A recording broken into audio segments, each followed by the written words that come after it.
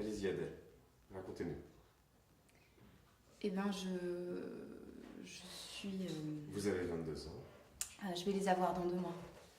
et vous avez arrêté vos études très tôt pour rentrer dans la vie active. C'est bien ça Adèle? Oui, enfin, pour rentrer dans la vie active, pas tellement. C'est parce qu'à l'époque, j'avais rencontré un garçon. C'est pour ça que j'ai arrêté enfin, que je suis partie de chez moi. Je préférais vivre avec un garçon plutôt qu'avec mes parents. Alors, dès que l'occasion s'est présentée, j'ai sauté dessus, sur l'occasion. C'était un besoin de liberté? Besoin de liberté, je sais pas. C'était surtout pour coucher avec lui. Parce qu'à l'époque, quand j'étais jeune, je pensais que la vie devait commencer le jour où on faisait l'amour. Et qu'avant, on n'était rien. C'est pour ça que je suis partie avec lui. Enfin, dès que le premier s'est présenté, je suis partie avec lui, quoi. Et voilà, on est partis tous les deux pour vivre quelque chose, tous les deux. Pour que ma vie commence, en fait. Sauf que ça n'a pas très bien commencé. Mais vous ne vous entendiez pas avec ce garçon? Pourquoi est-ce que ça n'a pas très bien commencé? Parce que c'est toujours comme ça avec moi. Ça commence mal et ça finit encore plus mal. Ouais, je tombe jamais sur le bon numéro. Faut croire qu'il y a des gens comme ça. Vous voyez les papiers collants qu'attirent les mouches en spirale? C'est moi tout craché. Je tombe jamais sur le bon numéro. Ouais, faut vraiment croire qu'il doit y avoir des gens comme ça qui font un petit peu aspirateur pour soulager les autres. Je tombe jamais sur le bon numéro. Tout ce que je touche, ça rate. Tout ce que j'essaye, ça marche pas. Comment vous expliquez ça Adèle? Je sais pas. La poisse, ça s'explique pas. Hein. C'est comme l'oreille musicale, je crois. Soit on l'a, soit on l'a pas. Mais qu'est-ce qui s'est passé avec ce garçon? Lequel? Le premier, celui avec lequel vous êtes parti. Ça n'a pas été jusqu'au bout? Ah si, on a été jusqu'au bout. Mais vous avez été déçu. Non, au contraire. C'est tout le problème même. Ça m'a tellement plu que c'est peut-être pour ça que je suis là aujourd'hui. Bon, sauf qu'on n'était pas très à l'aise la première fois. Oui, la première fois, c'est jamais facile. Et puis, si vous n'étiez pas très à l'aise, c'était parce que vous étiez très jeunes tous les deux, non? Non, en fait, c'est parce qu'on était sur les lavabos d'une station-service. Je sais pas si vous avez déjà essayé. Non. Oui, c'est pas très pratique, hein. Surtout sur une aire d'autoroute. C'est moi qui avais eu l'idée de faire du stop. Parce que pour moi, les histoires d'amour, ça devait commencer au bord de la mer. Alors... Et je crois que le stop, c'était pas une très bonne idée.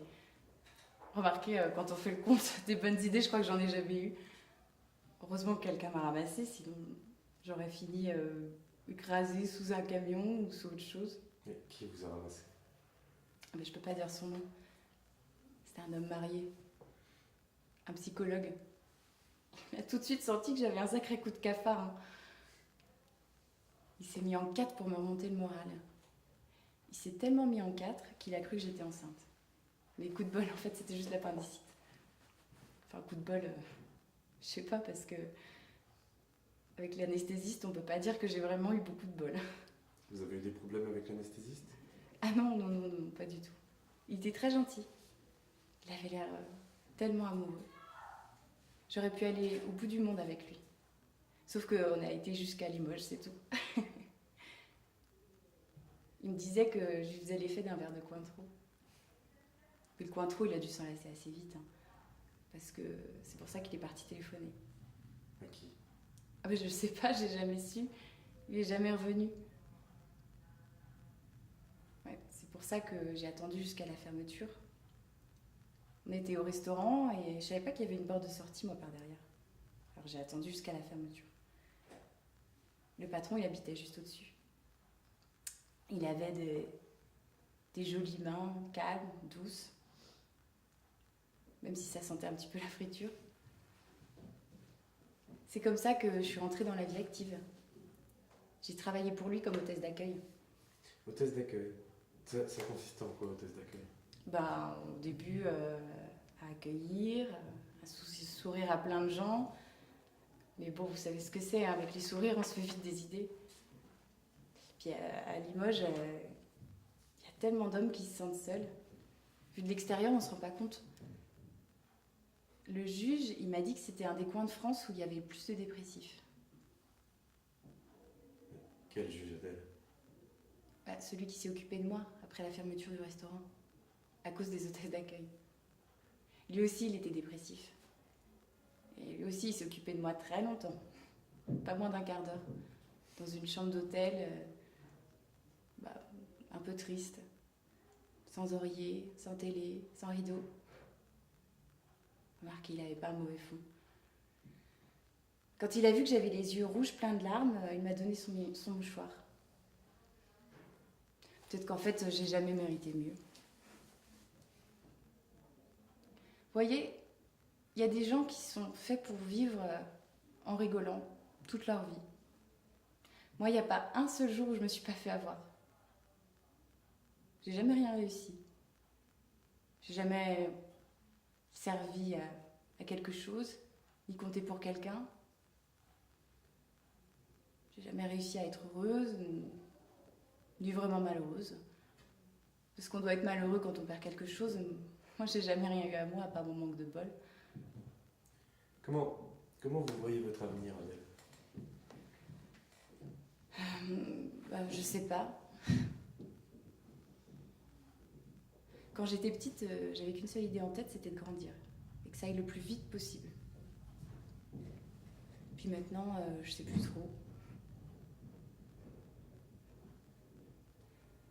Ce qu'il y a devant, je le vois comme une grande salle d'attente, avec des bancs et des courants d'air.